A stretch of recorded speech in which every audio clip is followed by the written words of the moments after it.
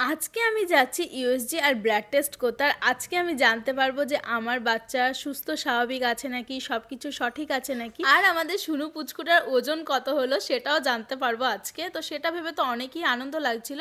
আর তোমাদের দাদা তো আগে থেকেই বুকিং করে রেখেছিল, তারপরে এই যে বিল চলে আসলো, আর আনন্দ তো লাগছিল, তার মাঝখানেও কিন্তু ভয়, টেনশন, চিন্তা সব কিছুই। তারপর তোমাদের দাদা আমাকে বোঝাচ্ছিল যে কিছুই হবে না, আরও অনেক কথাই বলছিল। তারপর আমার সিরিয়াল আসলো আর আমি এখানে সিগনেচার করে নিলাম। তারপর তো আমি ইউএসজি রুমের ভিতরে চলে গেলাম, আর আমার সাথে কি কি হয়েছে সেটাই তোমাদের সাথে শেয়ার তুমি করব। বলো তোমার কিরকম এক্সপিরিয়েন্স ছিল, কিরকম মানে। আজকে আমরা যাচ্ছি সকাল সকাল রেডি হয়ে ইউএসজি রিপোর্ট করতে আর রক্ত পরীক্ষা করতে, মানে ব্লাড টেস্ট করতে।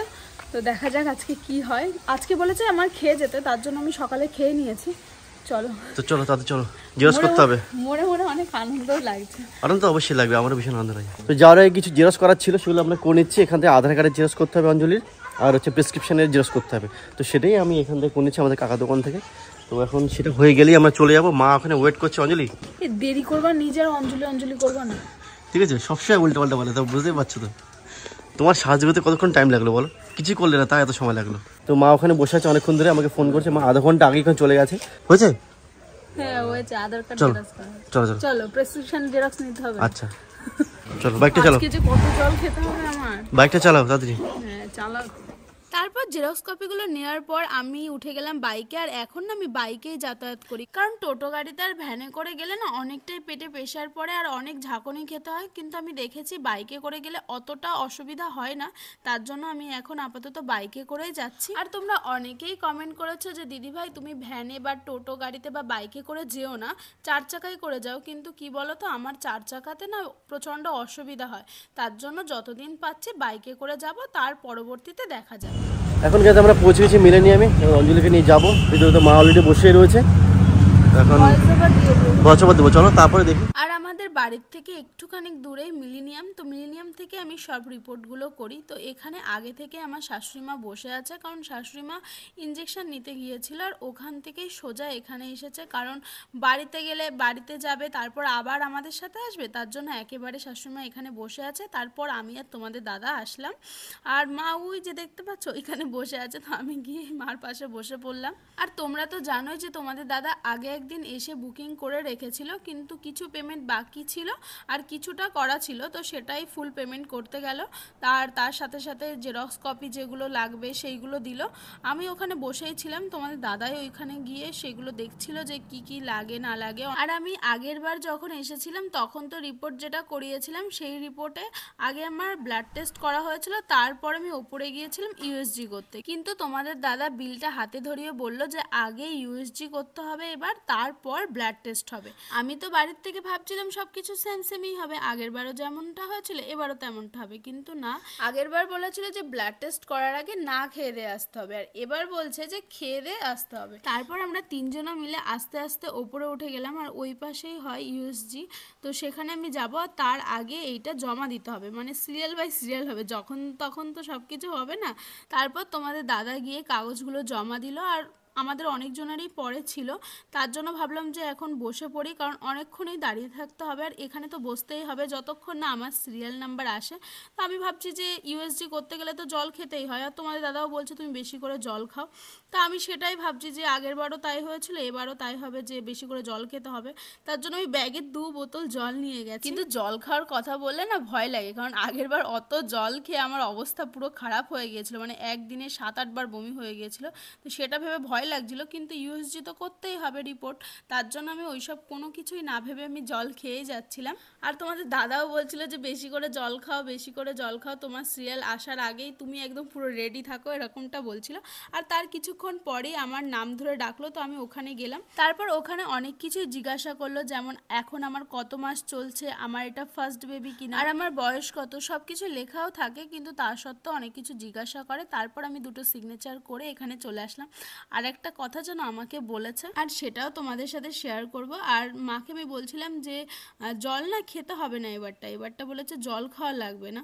তো আমি তো তাতে অনেকটা খুশি হয়েছি, কারণ জল খেতে গেলে প্রচণ্ড ভয় লাগে। তো আমি আগেও অনেকটা জলই খেয়ে নিয়েছি, 1 বোতলের অনেকটা জলই খেয়ে নিয়েছি, অল্প একটু বাকি ছিল, আর একটা বোতল তো ধরাই ছিল। তারপর মা জিজ্ঞাসা করছিল যে ওখানে কি কি জিজ্ঞাসা করেছে আর কি কি বলছিল, তো সব কিছু আমি বলছিলাম। আর তোমাদের দাদা তারপর আমার পাশে সিট পাইনি, তো পিছনে বসেছিল, আর আমরা কি আলোচনা করছিলাম সেইগুলো আবার ক্যামেরা করে দেখাচ্ছিল। আমরা তো জানি না, আমরা তো আমাদের মতন গল্প করেই যাচ্ছি। আর ওইখানে আমাকে কি বলেছিল সেটাই তোমাদের সাথে বলবো, আর সেটা আমি তোমাদের দাদাকেও বলছিলাম। আর আমাকে বলেছিল ইউএসজি রুমের ভিতরে গিয়ে ডাক্তারের কাছে আমার পেটে ছেলে নাকি মেয়ে এই কথাটা জিজ্ঞাসা করা যাবে না, আর এটার জন্য আমাকে 2টো সইও করতে হয়েছে যাতে আমি জিজ্ঞাসা না করি ডাক্তারের কাছে। আর আমি কেনই বা জিজ্ঞাসা করতে যাব যে ছেলে নাকি মেয়ে, এটা আমাকে না বলে দিলেও আমি জিজ্ঞাসা করতাম না। আর আমার যদি কিছু শোনারই থাকতো তাহলে আমি এটা শুনতাম যে বাচ্চা সুস্থ আছে আর সব কিছু ঠিক আছে নাকি, এটাই জিজ্ঞাসা করতাম। তারপর আমার খানিকক্ষণ পরেই আমার সিরিয়াল আসলো, তারপর আমি ইউএসজি রুমের পাশেই বসেছিলাম, কারণ আমার দুজনের পর আমার সিরিয়াল নাম্বার ছিল। তো তোমাদের দাদা আর মা এদিকে বসেছিল, তো ওইখান থেকেই আমাকে আমার দিকে ক্যামেরা করছিল, আর আমি একটু ভয় ভয় পাচ্ছিলাম। তো তার জন্য তোমাদের দাদা মাঝে মধ্যে একটু হাসছিল আর আমিও হাসছিলাম। আর ইউএসজি রুমের ভিতরে তো ভয়ের কিছুই নেই, কিন্তু আমার মেন ভয় লাগে যেহেতু ওখান থেকেই সব কিছু জানা যায় যে বাচ্চার সব কিছু সুস্থ স্বাভাবিক কিনা। তো তার জন্য আমি ভগবানকে বলছিলাম যে সব কিছু যেন সঠিক হয়, তার জন্যই মেন ভয় লাগে, তাছাড়া কিন্তু আনন্দই হয়। অঞ্জলি গেল ভিতর থেকে, এখন আমি আর মা ওয়েট করছি। এখন দেখি কতক্ষণে কি আসে, মানে কখন আসে আর কি বলে দেখি। আর ভিতরে যাওয়ার প্রায় 30 মিনিট পর আমি আসলাম, আর তোমার দাদা আসতেই জিজ্ঞাসা করলো কি হয়েছে না হয়েছে। তো আমি বলছি দাঁড়াও, এখানে সবাই রয়েছে, সাইডে চলো, আমি বলছি যে কি কি হয়েছে না হয়েছে। আর ইউএসজি যারা করেছে তারাই জানে যে কিছুই দেখা যায় না, মাথার ওপরে স্কিনটা থাকে তো কিছু বোঝা যায় না ঠিক মতো, মানে ডাক্তারবাবু যেখানে বসে থাকে সেখান থেকে স্পষ্ট দেখা যায়, কিন্তু আমি তো কিছুই দেখতে পাই না, কিছুই বুঝতে পারি না তেমন একটা। আর তার জন্য আমি ভিতরে গিয়ে বলেছিলাম যে একটু ভিডিও করা যাবে, যেহেতু আমি বাড়িতে এসে ভালোভাবে দেখতে পারবো তার জন্য। তো বললো না, এগুলো কোনো কিছু অ্যালাউ নেই ভিতরে, এটা না থাকারই কথা, কিন্তু তবুও না একটু দেখতে ইচ্ছা করে, এটাই হচ্ছে মেন ব্যাপার, তার জন্য আমি জিজ্ঞাসা করেছিলাম। তারপর আমি ওপর থেকে নিচে চলে আসলাম, যেহেতু ইউএসজি হয়ে গেছে, এবার আমার ব্লাড টেস্ট করতে হবে। তো তার জন্য আমি এদিকে যাচ্ছিলাম, কিন্তু আমরা না রুম নাম্বারটা শুনে আসিনি। যে ইউএসজি রুমের ভিতরে গিয়ে তো মানে ভয় লাগে না, কিন্তু ব্লাড টেস্ট করতে গেলে একটু ভয় লাগে, কারণ ও রক্ত নেয় তো, অনেকটা রক্ত নেয়, প্রচণ্ড ভয় লাগে। তারপর রুমের ভিতরে গিয়ে আমার ওয়েটটা মেপে নিল।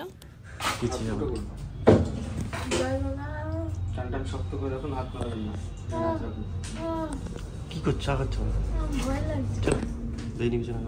আর আমার ভিডিওটা দেখে এত হাসি পাচ্ছে, মানে আমার ইনজেকশন দেওয়ার আগে থেকে আমি আহা করছিলাম, আর তোমাদের দাদা বলছে আরে এখনো তো দেয়নি তাতেই তুমি আহা করছো কেন, কারণ দেওয়ার আগে থেকেই যে ভয়টা লাগে, দিলে তখন আর অতটা ভয় লাগে না। টেস্ট করা হয়ে গেছে, আর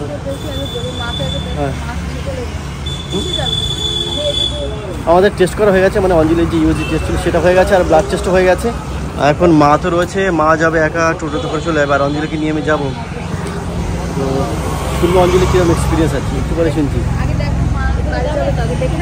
আচ্ছা, তাহলে মাকে যাওয়ার ব্যবস্থা করি, তারপরে শুনছি অঞ্জলির কাছ থেকে। মা চলে যাচ্ছে, মাকে টোটোতে তুলে দিলাম। আচ্ছা অঞ্জলি, এবার তুমি বলো তোমার কিরকম এক্সপিরিয়েন্স ছিল, কিরকম মানে কি মনে হচ্ছিল? ফার্স্টে তো ভয় করছিল, ভয়ের সাথে একটু আনন্দও লাগছিল যে ইউএসজি করবো, মানে বাচ্চাকে আবার দেখতে পারবো, তাই সেই কথা ভেবে আনন্দ লাগছিল। রাধির শব্দ শোনা যাচ্ছিল কিছু, প্রথমবার যেরকম হচ্ছিল? হ্যাঁ, মানে প্রথমবার যখন হয়েছিল তখন মানে শুরুর থেকেই একটা শব্দ দিয়ে রেখেছিল টানা, কিন্তু এইবার আমাকে শব্দ শুনতে 2 সেকেন্ড করে উনি রিপোর্ট যখন করছিল তখন 2 সেকেন্ড সাউন্ড অন করছিল, তাছাড়া অফই ছিল সাউন্ড। আচ্ছা। আর হচ্ছে আর যখন রক্ত নিল তখন কিরকম লাগছিল? ভয় লাগছিল? রক্ত নিয়ে আসার ভয় লাগছিল, মনে হয় কি জোরে দিয়ে দেবে না, বুঝতে পারবে এরকম মনে হয়। না দেখো, রক্ত অনেকটাই গেছে, কিন্তু সেরকম ভয় লাগেনি তো? আগে প্রথম তো বেশি ভয় লাগতো, এখন আর ভয় লাগে না। তাকিয়ে থাকলে বেশি ভয় লাগে, অন্যদিকে তাকিয়ে থাকলে অত ভয় লাগে না।